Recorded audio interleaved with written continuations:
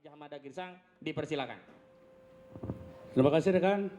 Untuk lengkapnya, agar ini tertib, kami akan bacakan press release ya yang disampaikan oleh rekan Koji tadi, agar hal ini bisa terkoordinir dengan baik dan dibaca oleh halayak ramai. Laporan polisi dugaan penyamaran dan fitnah yang diajukan Saudara Joko Widodo di Polda Metro Jaya baru sebatas undangan klarifikasi seperti yang dinyatakan oleh tadi rekan Koji.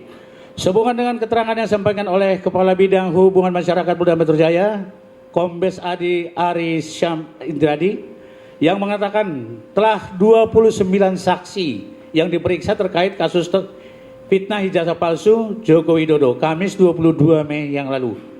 Tim advokasi anti kriminalisasi akademis dan aktivis selanjutnya cukup disebut tim advokasi menyampaikan sikap dan tanggapan sebagai berikut. Ada 4 poin. Pertama, tim advokasi menegaskan kepada publik dan kepada aparat kepolisian bahwa tahapan pemeriksaan kasus yang dilaporkan oleh Saudara Joko Widodo baru sampai pada tahap klarifikasi. Jangan lupa klarifikasi, itu penting. Hal ini dibuktikan dengan adanya undangan klarifikasi kepada sejumlah pihak, termasuk yang diajukan kepada Pak Roy Suryo, Risman Syanipar, Rizal Fadilah, Kurniatri Yorani, Tauzia, ya Ibu Tifa lah yang terkenal ya, Tias Syuma, Damai Hari Lubis, Rustam Effendi, hingga rekan Egi Sujana. Sampai saat ini belum ada satu pun panggilan polisi yang ditujukan kepada sejumlah pihak, khususnya kepada pihak-pihak yang telah dilakukan klarifikasi tersebut melalui undangan klarifikasi yang diterbitkan oleh Polda Metro Jaya. Maksudnya belum ada panggilan kelanjutan. Ini baru undangan. Sejujurnya undangan boleh hadir, boleh tidak, kan namanya juga undangan.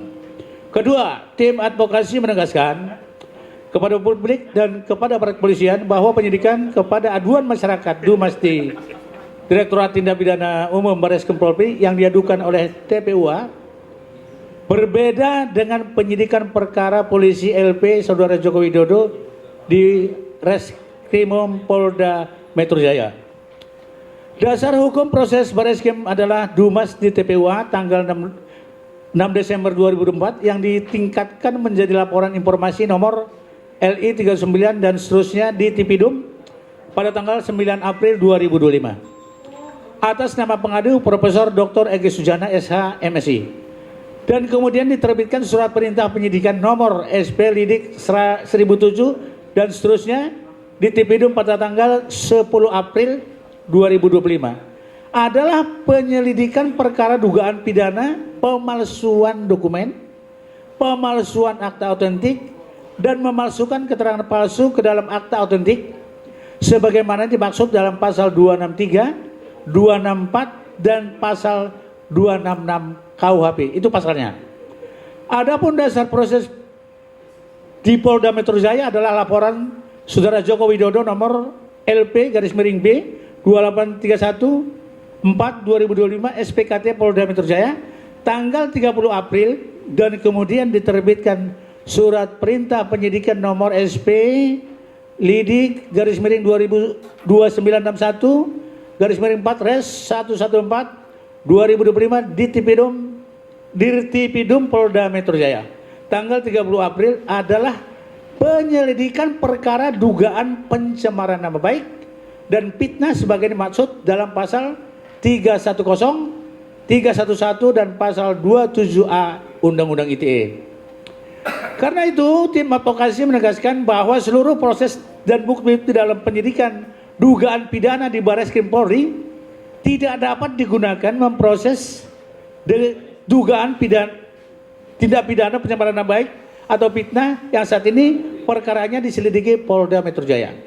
Ketiga, tim advokasi menegaskan kepada publik dan kepada aparat kepolisian bahwa untuk melanjutkan proses penyelidikan perkara dugaan pidana pencemaran nama baik dan fitnah, maka penyidik Polda Metro Jaya harus segera menyita dokumen milik pelapor Saudara Joko Widodo sebagai bukti, sekaligus klarifikasi kepada sejumlah pihak yang berkaitan dengan ijazah pelapor Saudara Joko Widodo, termasuk tapi tidak terbatas melakukan pemeriksaan terhadap kepala SD tempat Joko Widodo bersekolah, kepala SMP tempat Joko Widodo bersekolah, kepala SMA tempat Joko Widodo bersekolah, rektor Universitas Gadjah Mada atau UGM, dekan Fakultas Kehutanan UGM, hingga Kasmujo yang sebelumnya diklaim sebagai dosen pembimbing skripsi Joko Widodo.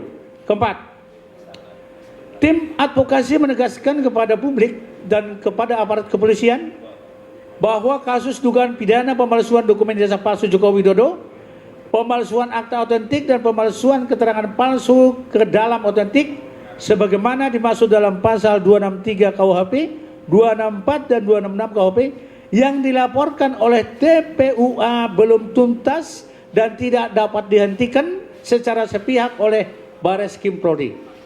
Karena TPUA sedang mengajukan permohonan gelar perkara khusus melalui Biro Pengawasan Penyidik Polri atau Biro Wasidik. Karena itu, semua pihak diminta untuk bersabar hingga terselenggara proses gelar perkara khusus nanti. Diimbau agar tidak gegabah menyampaikan pernyataan bersifat prematur dan yang simpang siur.